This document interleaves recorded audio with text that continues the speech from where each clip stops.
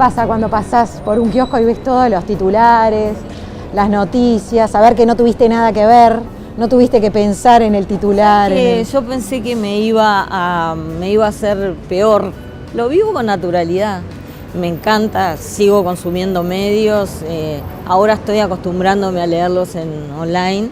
Me suscribí, por supuesto, a los diarios principales. Leo toda la prensa, miro noticieros, miro programas periodísticos. Pero es como, ya me asenté en el otro lugar. No me costó, no extrañé. La campaña electoral tiene mucho de comunicación. Me he pasado haciendo entrevistas y explicando, puntos de vista de mi partido o de las cosas que estábamos proponiendo, sobre todo temas de género. Y no sentí un cambio vos contaste abrupto. Que eso que decías, si salía a hacer campaña y estaba ahí, estaba comunicando el programa. Entonces, en cierta manera, estás ejerciendo. Y hoy en el gobierno, con el tema de mujeres, me pasa lo mismo. Hay un montón de cosas sobre cómo se trata, cómo se genera, cómo se reproduce y cómo se trata la violencia de género, que tiene mucho de comunicación. Me he pasado contando y explicando por qué es importante pedir ayuda, por qué es importante desnaturalizar la violencia, y todo eso es comunicar.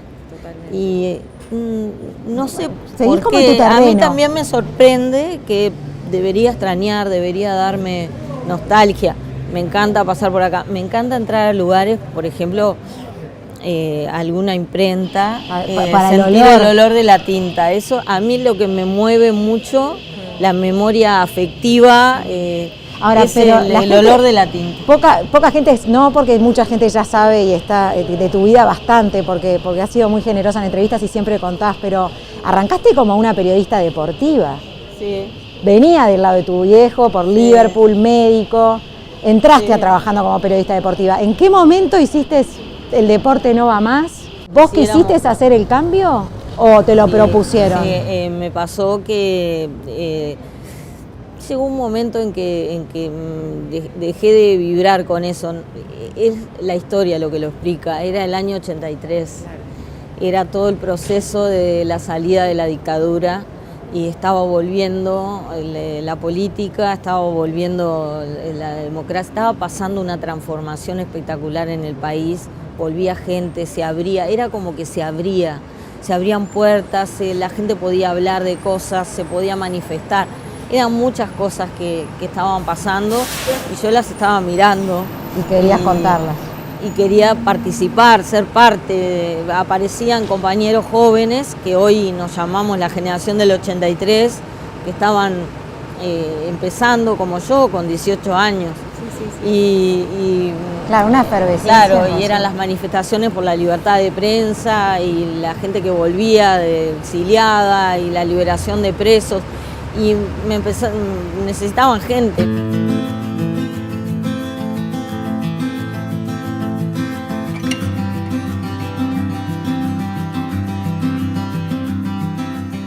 Era el título de hoy. El nuevo poder femenino de la galería. Sí, ¿qué te parece? ¿La mirás la galería? ¿La observás, Búsqueda? Sí, claro. ¿Sí? Sí. Al principio te pasó como eso, decir... Sí, un poco sí. No quiero saber más. Un poco sí porque había dolor, porque en la ida de Búsqueda, después de 29 años de estar ahí, estaba relacionado también con la enfermedad muy grave de mi amigo, que fue mi hermano, que fue Claudio, y después su muerte. Entonces también el duelo era por muchas cosas, por todos los años que había estado ahí personalmente, pero también con toda la gente que había compartido tantas cosas, y la ida de Claudio, que también marcó esa etapa.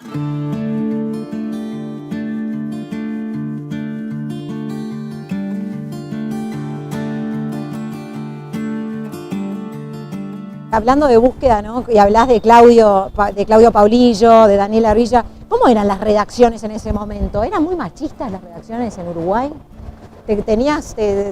¿Sentiste la diferencia por ser mujer? ¿Te hicieron trabajar el doble? Eran. A mí yo tuve la suerte de que yo era como una mascotita, ¿no? Porque era chiquita, de tamaño, cosa que no ha cambiado, y de edad. Y entonces, y además me había criado en las canchas de fútbol. Claro. Entonces a mí no me para nada me ponía nerviosa estar con 30 personas, hombres, en una redacción. Y lo del día fue muy choqueante, porque estaba además en deportes. Claro. Y había una cosa como que a mí, yo la sentía como muy agresiva, ¿no?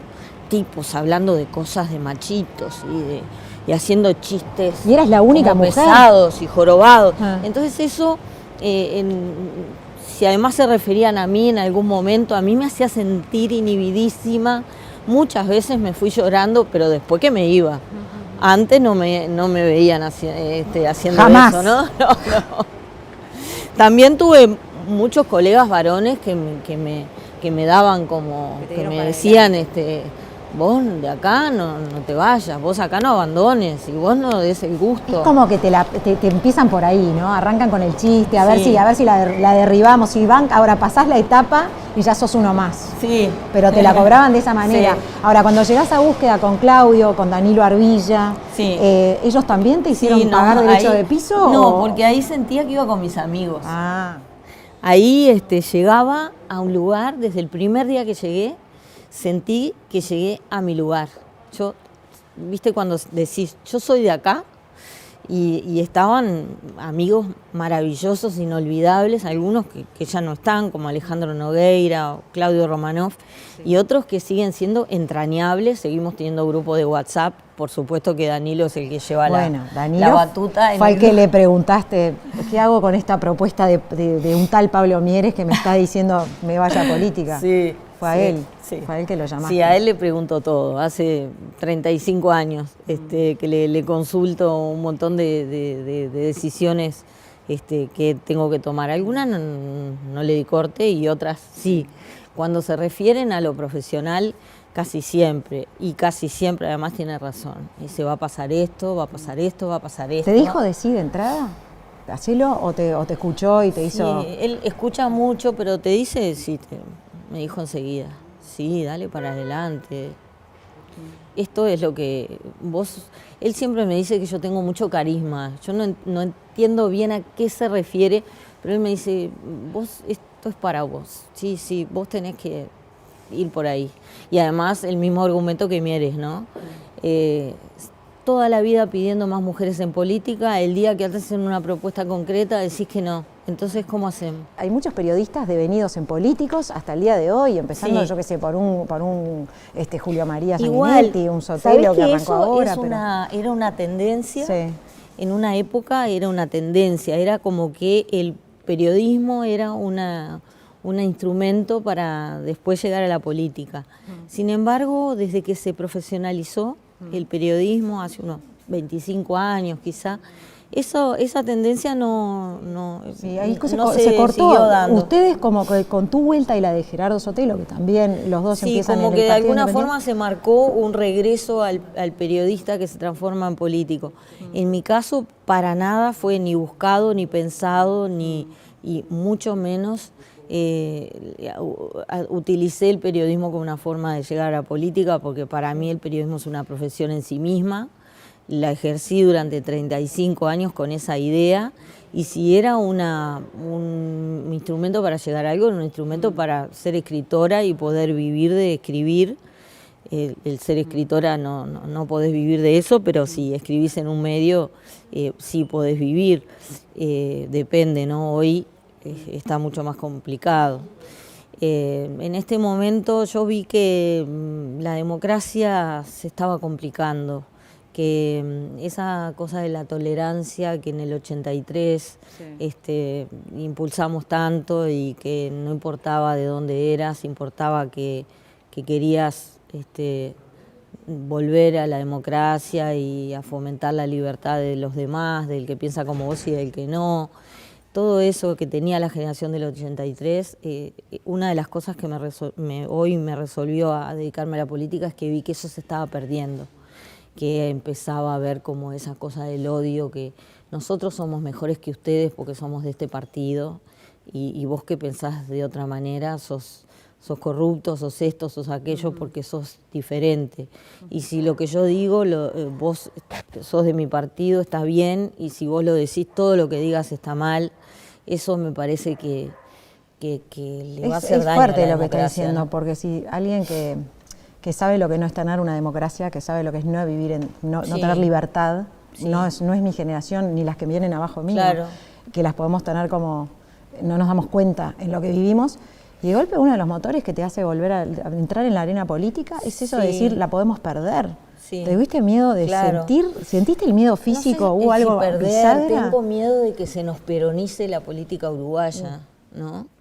Esa cosa de, como decían a mí, realmente me choca mucho esa cosa que decía Eva Perón de porque a los contra, porque a la contra, como que al otro hay que eliminarlo, ¿no? A eliminarlo, capaz que no físicamente, pero hay que anularlo, hay que, ¿por qué? Porque es el otro, ¿no? Eso a mí me choca, me molesta, me parece que no le hace bien a ninguna democracia, por más razón que vos estés convencido que tenés, ¿no? Y creo que fue eso el motor. Me dio miedo por mis hijos, me imaginaba volviendo a aquellas épocas del odio.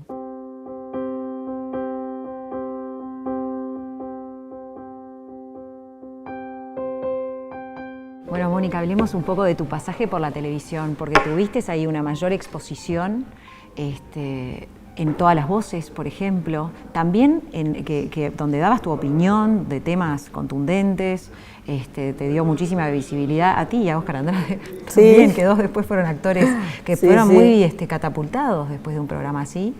Y después, obviamente, que con Galería, en esas editoriales que después terminaron siendo un libro, te hacen y te marcan como una... Te esculpieron un poquito, te cincelaron la mujer política. Ese fue un poco, fue una iniciativa de Danilo, que me dijo cuando salió Galería.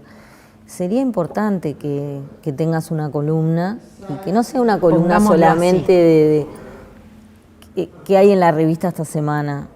Poné opinión, porque vos tenés opinión sobre un montón de cosas. A mí al principio me costaba horrible porque es todo un estilo, hay una técnica para hacer periodismo de opinión, el análisis es otra cosa, el reportaje es otra cosa, la crónica es otra cosa. Entonces me costó un poco, siempre me costó, todas las semanas me daba trabajo. No es que porque uno escribe toda la vida te va a salir fácil siempre. ¿Qué es lo que te complica de la editorialización específicamente? Bueno, pensar qué es lo que voy a plantear. Tengo que plantear algo que a la gente la saque de la caja, la haga pensar las cosas de otra manera. No es solamente yo pienso esto sobre tal cosa y voy y hago brrr y lo largo, ¿no? La idea es, bueno, vamos a buscar un tema, porque no todas las semanas uno tiene que tener algo que decir sobre un tema.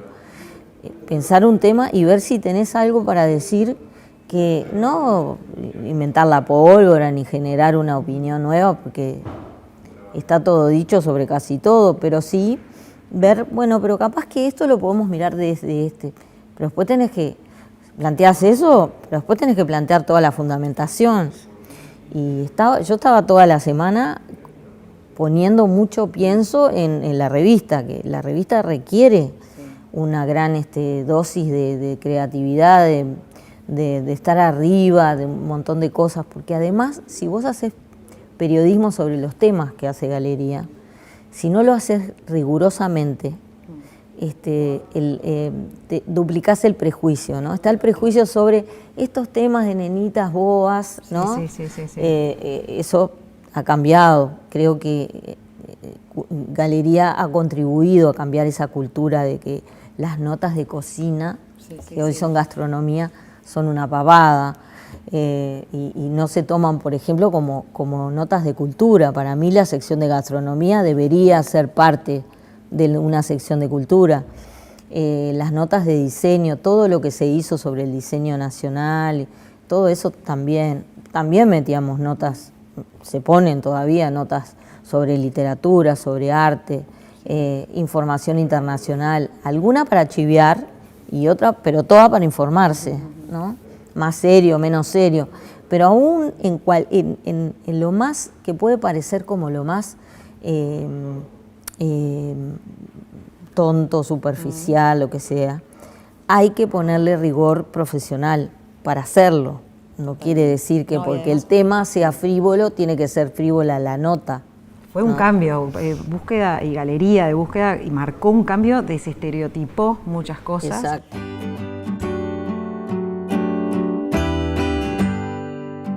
Sabemos que el periodismo para vos entonces a la política le aporta mucho. ¿Y el ser mujer a la política qué le aporta? Bueno, la visión de la mitad de las cosas.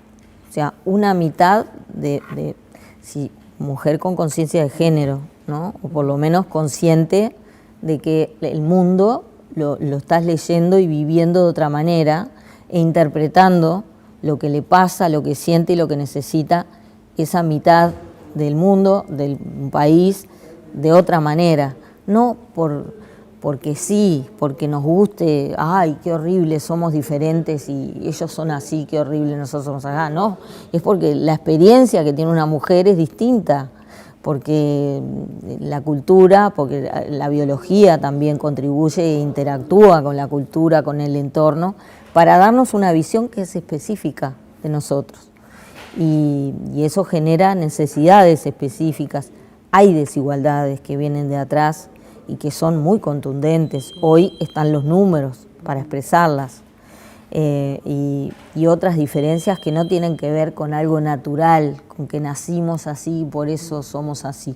No, es porque hubo una construcción cultural que nos limitó en un montón de cosas. Una cosa es lo genético, otra cosa es lo biológico y otra cosa es el rol y claro, lo cultural, claro. Lo que vos fuiste construyendo a partir de tu entorno.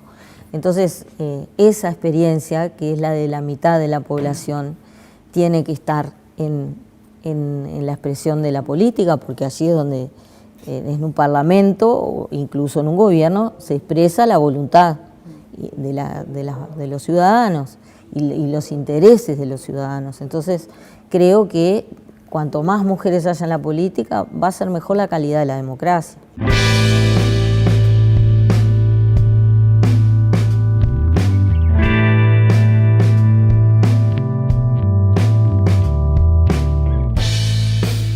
¿Referentes periodísticos femeninos? ¿Quiénes son tus referentes?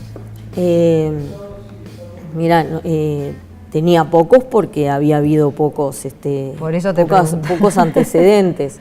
Pero, por ejemplo, Rosa Montero es para mí la referente como periodista, que además en ese momento en España ella era la mujer periodista, inteligente, con humor, pero además, bueno, yo tenía una gran admiración por Cristina Morán.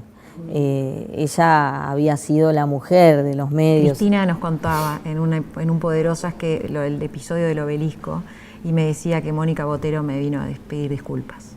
Ella estaba como muy afectada con eso. Yo nunca lo había escuchado, de ella, ¿no? Sí. Yo estaba entre los jóvenes exaltados que cuando apareció Cristina la chiflaron. Y unos años después, porque ella representaba como lo que habíamos visto todos esos años en la televisión. Entonces asociábamos el hecho de que Cristina hubiera podido seguir estando en televisión con el hecho de que era como con una imagen de televisión de esa época.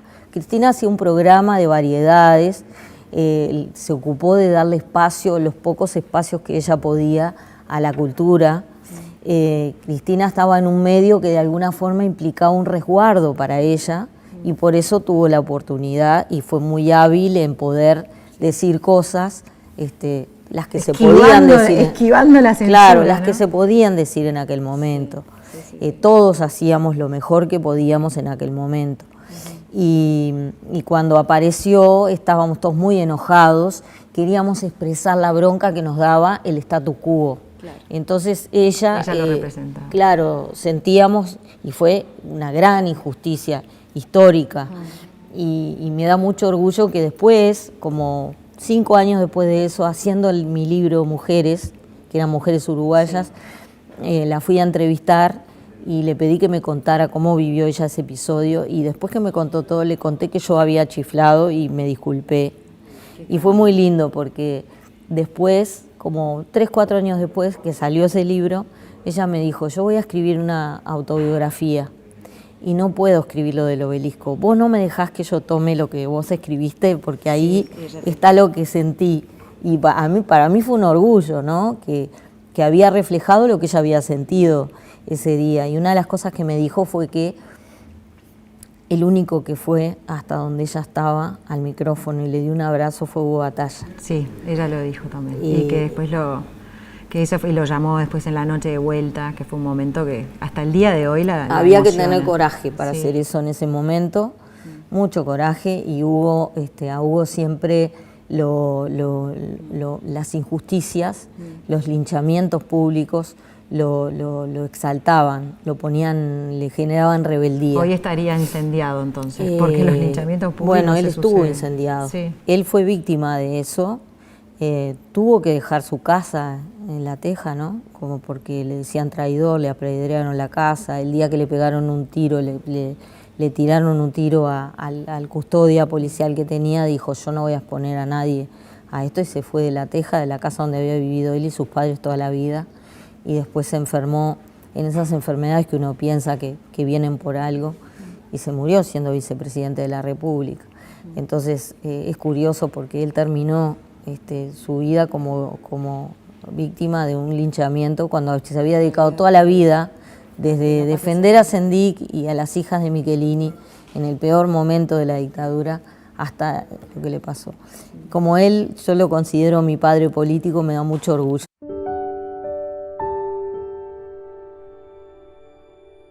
Ahí hablaste de un episodio, el pedir disculpas, el estar pensando también en esa continuidad de pasarnos como la antorcha, ¿no? Hay como una posta, hay un testimonio que se pasa de mujer en mujer, en los ámbitos que sea, que se cruzan también, unos en la política, otros en la empresa, otros en los medios, ¿no? ¿Vos sentís, hay sororidad en lo político, en las mujeres políticas? Bueno, porque depende. En el periodismo hay sororidad, ¿o no? Sí, yo siento sororidad. Que hoy, digamos, de hace unos años a esta parte, se ha ido construyendo y eso me da mucha satisfacción. En las políticas hay como oleadas, ¿no? La generación del principio de la democracia y que llegó hasta el 2000, que fue la que fundó la bancada femenina, Beatriz Argimón, Margarita Perkovich y Glenda Rondán. Ellas fundaron una forma de vincularse entre las mujeres políticas que venía de atrás, de la red de mujeres políticas, y que siguió por un buen tiempo, donde cuando entraron, digamos, al Parlamento fueron entrando Janet Puñales del Partido Colorado. ¿Le costó que te contaba Beatriz, porque vos sos muy amiga de Beatriz, vamos a hablar en algún momento de eso, pero te contó en algún momento la vicepresidenta si le costó incluir a esas mujeres? Miraban como, porque había como, ¿costó? Sí, no, a ella le costó, no le costó con Margarita y Glenda, no, porque con el resto, ellas se fueron, sumar al resto. Claro, sumar le costó y en algunos casos no lo logró, en otros sí. Y se fue construyendo todos esos años, Lilian Quechichian, Cristina Lustenberg más recientemente, hoy también Cecilia Botino del MPP, sumado a María Eugenia Rosselló, que son las nuevas, ¿no? Como pero claro, creo que el peor periodo faltó como un liderazgo femenino, fue en los últimos 2 periodos de gobierno, no por el gobierno, porque era en el Parlamento, sino porque no había tantas quizá legisladoras interesadas en formar una bancada que priorizara los temas femeninos más allá de las divisiones políticas. Parecería que las divisiones políticas estuvieron pesando mucho más, o ellas quizá no tuvieron la espalda como para poder... pero bueno, Beatriz siempre dice, y en eso es ella la que me aconseja, porque yo estoy mirando un poco, claro, las vi, les acompañé todo ese proceso de hace muchos años, pero estar adentro, sufrirlo en el propio pellejo es otra cosa. Y Beatriz siempre me decía, hay que tener la capacidad a veces de rebelarse o de ir contra la propia estructura para poder sostener una sororidad con las otras y para poder reivindicar determinados temas que hoy todavía no están tan instalados en el menú de nuestros propios partidos. Entonces, a veces no es fácil. Imagínate traspolar eso a una agenda. Claro. Entonces, muchas veces no es fácil. Yo entiendo a las que prefieren no dar esa pelea y dar otra. Y, por supuesto, acompaño a las que sí deciden darlo y todo el tiempo me preocupo en dar señales de que con otras mujeres políticas nos tienen que unir, los temas que nos unen los tenemos que trabajar juntas y tenemos que generar una confianza, que yo creo que quizá es lo que está haciendo más falta.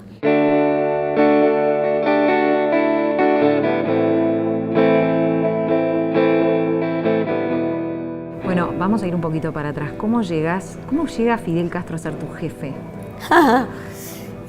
¿Cómo tuviste eso? Sí.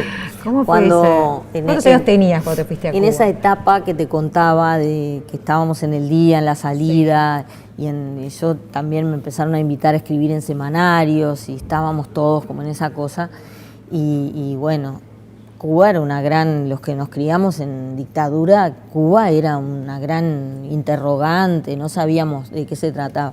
Vino un colega muy veterano, Ángel Rocco, que en ese momento no era tan veterano, murió hace poco, sí siendo ya muy veterano. Él venía, era un periodista uruguayo exiliado que trabajaba para la agencia de noticias Prensa Latina, vino y consultó a ver qué periodistas jóvenes podía mandar para una beca en La Habana.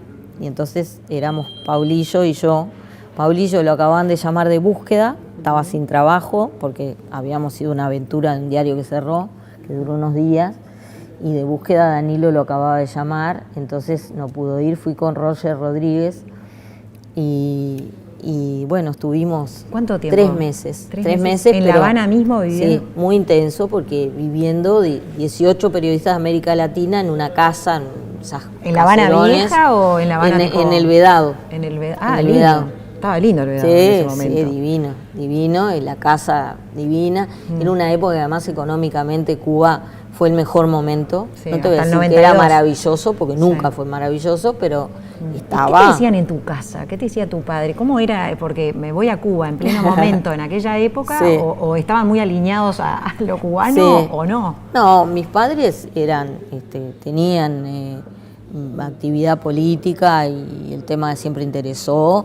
Mi papá era como un poco más independiente, obviamente hubo batalla hasta el fin del mundo, pero no era un fanático. Mi madre sí era bien del frente, era de las maestras formadas con Julio Castro como modelo. Julio Castro era nuestro vecino en la casa de la playa, en Cuchilla Alta, y ella estaba como muy en esa línea de las maestras por la educación como libertaria, y yo quería ser periodista, pero estaba como muy cerca de las reivindicaciones de la izquierda. Y entonces, claro, llegué allá y me comí todo el cuento, ¿no?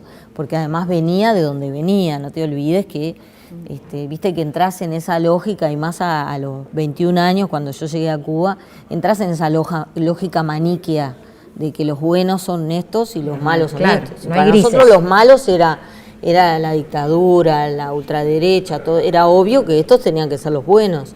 No te lo planteabas así, pero estaba como, lo tenías internalizado.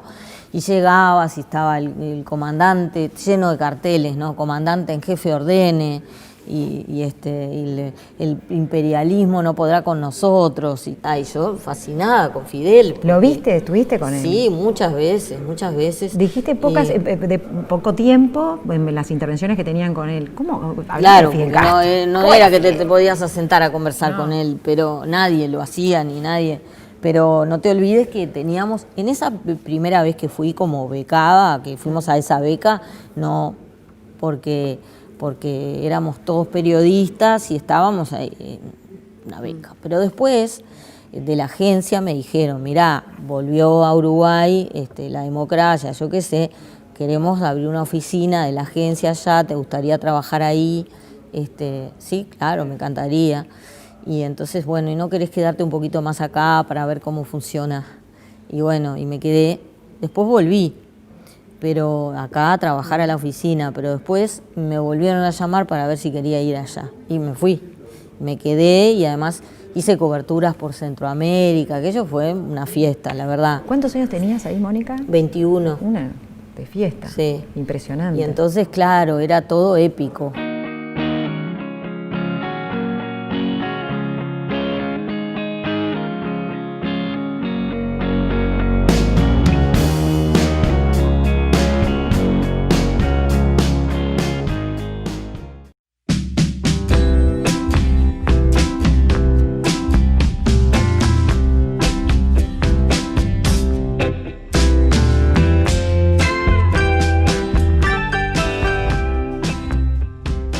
Está compuesta tu familia? ¿Cómo es hoy tu familia? Mi familia chica tu es familia mi esposo, primaria, sí. Alberto Mañone, Sí. con quien hace 20 años, es un Un milagro. tal Alberto Mañone. y nuestros 2 hijos, que tienen 18 y 15 ya, y que no sé dónde estábamos cuando pasó eso, porque la semana pasada eran así. Ay, sí. Y hoy el mayor está en facultad, y la hija de Alberto, que tiene 30, y que, bueno, como Claro, hace 20 que estamos... 10 años ya es como, Sí, a los 10 y años eso, la conociste. sí, ¿Cómo bueno. hiciste para balancear toda esa carrera? Y bueno, no fue fácil, pero bueno, Alberto hizo la otra mitad y tuve el privilegio, como muchas mujeres de la clase media y con ingresos más o menos decentes, sin ser nada espectacular, pero más o menos decentes, tuve ayuda de personas que trabajaban en casa, porque si no era imposible. Y más porque tuve dificultades con uno de mis hijos. Sí, bueno, hablando de eso, es imposible hablar de ser escritora y no mencionar el libro de Madres al Límite. ¿Qué te llevó a escribir Madres al Límite? Y bueno, fue eso, yo tenía muchos fantasmas, la maternidad, viste, que te genera fantasmas sobre qué va a pasar en el futuro, qué va a ser de este niño, quién va a ser, qué le va a pasar. Tu niño es tu hijo que tiene Asperger, que es una leve trastorno dentro del espectro del trastorno autista. Sí. Que contaste y te hoy yo incluso pondría en duda ese diagnóstico, porque si él realmente no es muy difícil que lo percibas. No sé si fueron las terapias, yo creo mucho en eso y todo el tiempo él estuvo muy terapiado, digamos, y mi hijo pequeño que sufrió las consecuencias del hecho de que toda la familia estuviera un poco en función de una dificultad específica de uno de ellos. Entonces el otro tenía que hacer cosas para decir acá estoy. Y esa fue esa maternidad, esa propia, te enfrentaste a ese límite en tu propia maternidad, te llevó a escribir y a buscar esas historias. Era un poco todo. Para mí la maternidad era un hecho curioso, exótico. Yo fui madre cuando pensé que ya no iba a ser madre, tenía 38 años. Y viste cuando vos toda la vida hiciste tu vida sola y sola acompañada, obviamente, por suerte. Sí, pero sin tener algo tuve que muchas compañías, todas bárbaras, pero no me imaginaba como madre de familia y establecida y casada legalmente y todo eso. Terminó siendo así, lo disfruté mucho, creo que también porque nos encontramos siendo grandes con Alberto.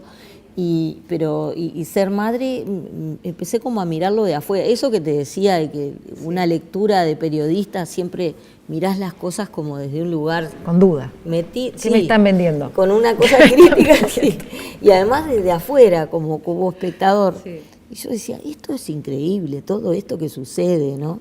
Me pasa a mí, el niño, todo lo que pasa, la relación entre nosotros. Y está bueno hablar desde ese lugar de la maternidad, ¿no? Cuando nos vamos tanto al extremo, como es el libro de Madres al Límite, las historias que están ahí, pero siempre hay algo que atraviesa, es un denominador común para todas. Y están las historias de mujeres. Mónica, vos escribís siempre con una historia de mujer, visibilizaste mujeres uruguayas. Sí. A veces he hasta intentado decir, bueno, vamos a escribir de otra cosa, ¿no? Vamos a cambiar. pero uno escribe lo que le viene a las tripas. Sí, sí. Y a mí siempre me dio curiosidad conocer historias de mujeres.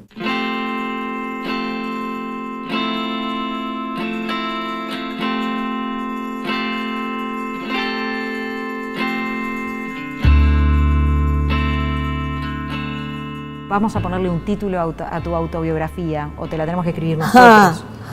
Hay que pensarlo. ¿Qué título? No sé. En construcción. En construcción. En construcción permanente. Algo así. Y en construcción estamos arrancando en un directorio nuevo, en la parte del Instituto Nacional de la Mujer. Una mujer como vos, Mónica, que le has puesto mucha cosa, mucha tinta y mucho pienso a las cuestiones de mujer. Y te lo agarrás hoy a este instituto en una pandemia de violencia. Sí, pero bueno, la verdad, con entusiasmo y con alegría, con satisfacción. Soy, primero, de las pocos miles de personas en el mundo que tenemos el privilegio de vivir de lo que nos gusta hacer. Y sé que es una minoría, entonces por eso hay que agradecer. Yo no entendía lo que significaba el servicio público hasta que entré en la política. Eso del servicio público sonaba como a frase hecha.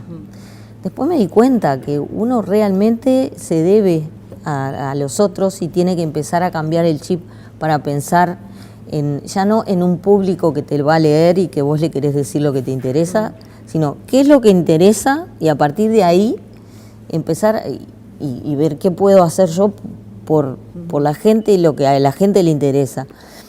Y desde Mujeres siento que puedo hacer, pero que tampoco quiero inventar el paraguas. Y Mujeres funciona hace muchos años, se creó en el 87 como una pequeña oficinita en el MEC y hoy creció a ser un instituto que tiene una independencia relativa del Ministerio de Desarrollo Social, que soy parte de un equipo del ministerio, pero que hay una independencia relativa, pero que hay toda una construcción ahí que la fueron haciendo las mujeres que estuvieron gestionando en los gobiernos anteriores, pero también las que estuvieron en el Parlamento, los grupos de activistas que hicieron su aporte también, las mujeres profesionales, las mujeres de la justicia, las rurales que se organizaron en sus grupos.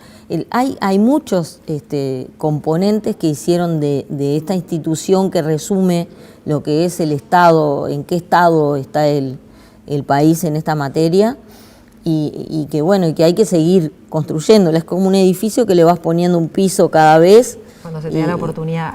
Hablábamos hace poco con Carmen Sanguinetti, entrevistándola como senadora y parte de una de las legisladoras, y nos decía, yo tenía un remito chiquitito así para hacer lo que yo quería lograr, y ahora en este lugar siento que me dieron un remo más largo. Claro. Vos tenés como esa sensación de decir, bueno, ahora que tengo esto para hacer, quiero hacer con este remo más largo. Sí. ¿Cuál es la impronta de Mónica Botero?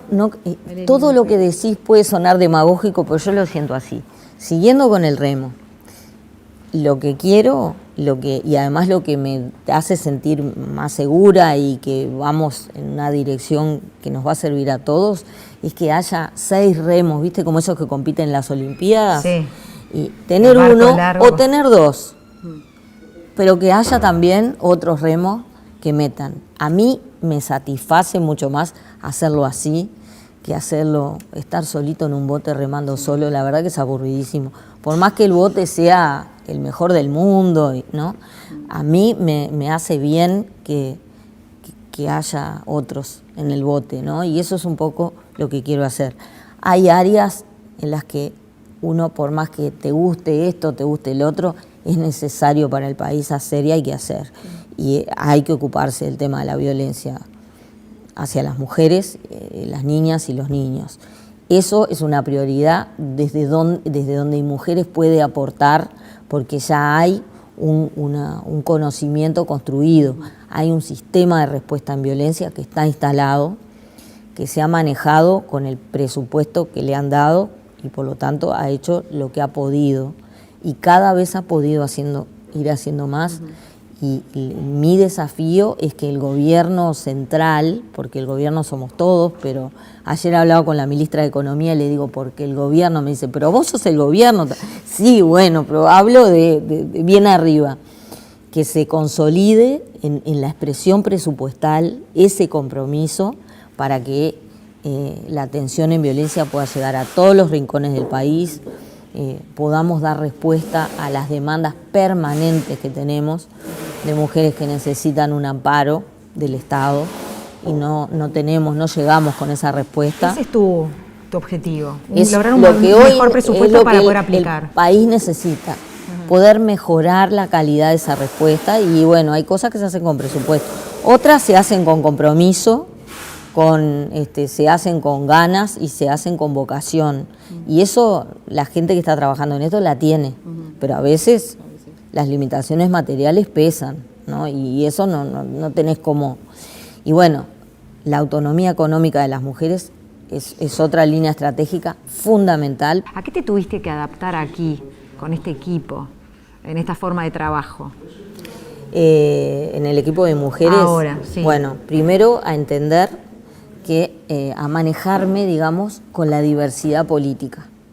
Porque si bien hay 85 funcionarias en mujeres, más todos los técnicos que son contratados, pertenecen de alguna forma al equipo de mujeres, pero son tercerizados por ONG, tratar de entender que son personas diferentes, que hay estilos diferentes de trabajar y que hay un compromiso político que viene de la naturaleza social del trabajo que se hace. Claro, la que la Junta ya tiene un trasfondo activista. Claro, y que entonces eso es cercano, por supuesto, que al feminismo y eso es lo que nos une, pero también hay una posición política mayoritaria que pesa y que se identifica con los gobiernos que teníamos antes, pero que también hay un componente de servicio público en esos funcionarios que están tratando de hacer el esfuerzo de incorporarse a una conversación que está instalando este nuevo gobierno. Y uno tiene que entender que eso puede costar y que a veces no es mala intención,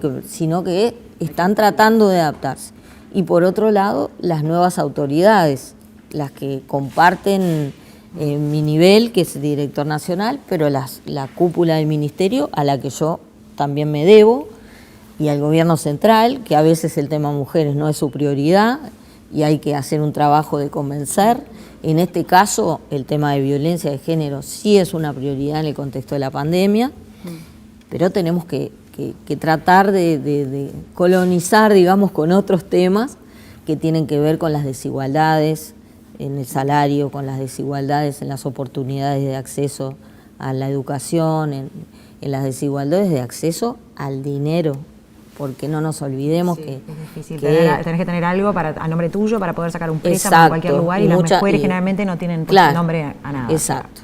Lo sabemos. Entonces, ese tipo de cosas es en las que tenemos que trabajar y ahí hay que trabajar con diversidades de todo tipo, sobre todo de posiciones políticas, de visiones del mundo, y por un lado y por el otro. Es como un trabajo, un tejido que hay que ir haciendo, pero que no me cuesta. Me parece que los que estamos operando políticamente para la democracia tenemos que hacerlo, tratar de tender puentes, de acercar y que no signifique que por eso nadie abdique de sus convicciones, sino que aún teniéndolas se pueda trabajar en los puntos de encuentro y en lo que tenemos la obligación, porque si somos funcionarios públicos, bueno, vienen nuevas directivas, nosotros tenemos que comprometernos con eso, ¿no?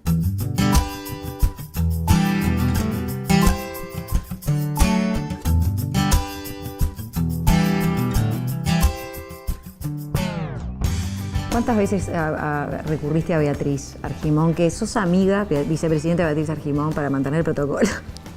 Que sos amiga, que es madrina de tu hijo. Aparte las dos, fue muy gracioso, porque las dos en realidad, ella después de la interna, enseguida se dirime que es su nombre, el que va a acompañar la fórmula.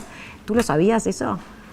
Me lo dijo unos días antes. Ah. Cuando ella lo supo. No te enteraste con todo. Cuando ella lo supo, Sí. me lo contó. Sí, y tú habías estado en la fórmula acompañando a Pablo Mieres. Sí. Ella en algún Yo momento, también cuando lo supe, enseguida se lo conté. enseguida le contaste. ¿Y qué te pasó a ti en ese momento cuando te enteraste Bueno, que ella me lo contó y que iba a suceder, pero a veces la dinámica, sobre todo de esta campaña, ha sido muy grande. Entonces, hasta que no lo vi, sabía, tenía ese indicio, pero y en el momento estaba mirando la televisión en el momento en que se anuncia, bueno, ya se sabe que Luis Lacalle había ganado la interna y viene para acá, para la casa del Partido Nacional, y sale con Beatriz y anuncia que, no te puedo explicar lo que fue, me puse a gritar como en mi casa y le dije a mi marido, me voy para allá, eran como las 11 de la noche, me voy para la casa del partido.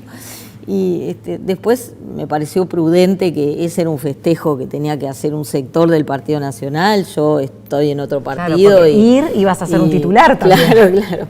Pero además, digo, la relación entre nosotros estaba clara, todo el mundo la sabía, pero dije, me pareció que era como invadir. Lo hice al día siguiente, que la llamé y le dije, te quiero dar un beso. ¿Y dónde vas a estar? Me dice, me voy a la peluquería porque hace 3 meses que no voy, ya esto es una vergüenza. Y dije, bueno, te espero en la puerta de la peluquería para darte un beso. Y por supuesto que al otro día no pudo ir nunca a la peluquería, la esperé horas y nunca pudo. Así que ahora, ¿cómo se ven? ¿Se ven socialmente algo? ¿Tienen tiempo? ¿No hablamos tienen tiempo? por teléfono, a veces voy al Palacio a verla 5 minutos. Siempre celebramos la noche de San Juan con un grupo de amigas. ¿Hacen las cartitas y escriben las cosas y queman? ¿Sí? De las que te querés desprender. De las que te... Todo, como además nos dijo Glenda hace muchos años, todas cosas, nada contra nadie, todas cosas buenas, lo que queremos mejorar de nosotros. Ese día lo ponemos en un papelito y lo prendemos fuego.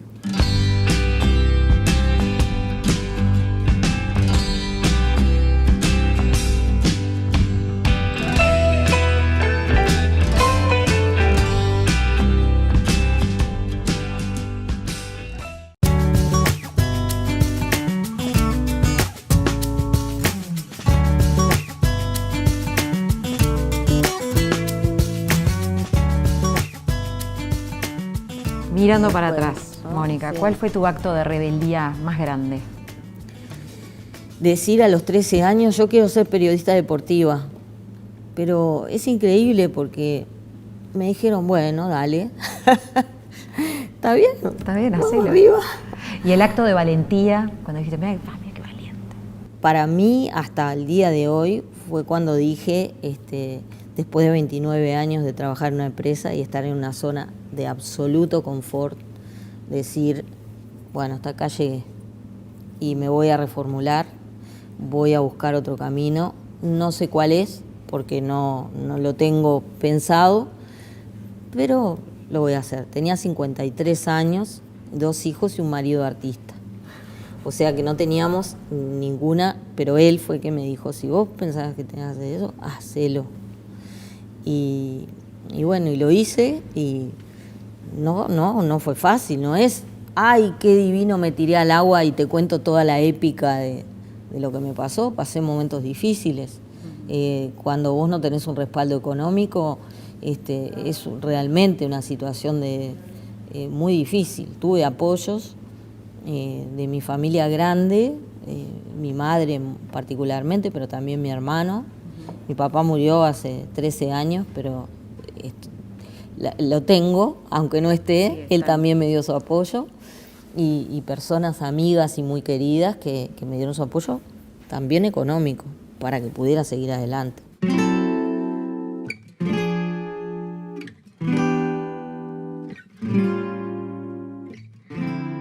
Mirando para atrás, desasnando el camino, escuchándote, acompañándote en este recorrido, en esta charla, ¿cuál es tu poder? Seguramente la perseverancia. No me doy cuenta, porque no es algo que me haya propuesto, pero por ejemplo, alguna persona que trató a mis hijos me dijo, yo, a mi hijo grande, ¿no? El que tuvo el problema, a mí me sorprende cómo ustedes, porque mi marido también, han tenido la disciplina de seguir y seguir y seguir y seguir. Y si por acá no andaba, buscaron por otro lado, y si acá no andaba, buscaron por otro lado. Y en mi vida profesional también ha sido así. Nunca me vino todo facilito y resolvible. Yo creo que a nadie le pasa eso, ¿no? Pero bueno, unos tienen más suerte que otros, nacen en contextos donde las cosas se le hacen más fáciles, a veces en familias donde te hacen las cosas más fáciles. La mía fue, pero hay desafíos interiores que uno tiene y que si uno no se pone, no los logra. No es que a la primera vez que te salió mal lo dejás porque no es lo tuyo, o decís, ay, yo no puedo porque... No, hay que la felicidad hay que buscarla, es una... no llega solita. Hay que buscarla y trabajarla. Claro, y después saber verla cuando viene, porque también está el que cuando te vino lo de acá, estás mirando que no tenés esto, y a mí eso me pasa muchas veces. Y esos son los días en que te digo, dejo todo, y me digo, pero ¿cómo voy a decir eso? ¿El momento más feliz de tu vida recientemente, cuál fue? De tu vida reciente. ¿En mi vida reciente? Bueno, la verdad he tenido unos cuantos, no puedo. Para mí el símbolo de la felicidad es estar en mi casa, en el parrillero de mi casa de Cuchilla Alta, a donde fui por primera vez cuando tenía 3 días de vida y sigo yendo veraneando, mi hermano haciendo un asado con mis sobrinos, cuñada, mamá, el esposo de mi mamá, mi marido, mis hijos, y llorando de risa, que es lo que hago además con mi hermano y mis hijos y sobrinos, porque son tipos que a todo le ven el color lindo de la vida. Es una razón por la que admiro tanto a mi hermano, y yo siento que esa es la felicidad de verdad. Eso no hay viaje que te lo pague, no hay dinero que te lo pague, ni hay puesto en el gobierno, ni en la política, ni en el periodismo, ¿no? Poder ser feliz con eso es, yo he tenido muchos momentos de felicidad porque he tenido la suerte de hacer lo que me gusta, de lograr entrevistas alucinantes, pero al final del día, después de este periodo, sobre todo que pasé de reformularme, me di cuenta que la felicidad estaba ahí. Gracias, Mónica. A ustedes, a vos, gracias. María. Muchas gracias.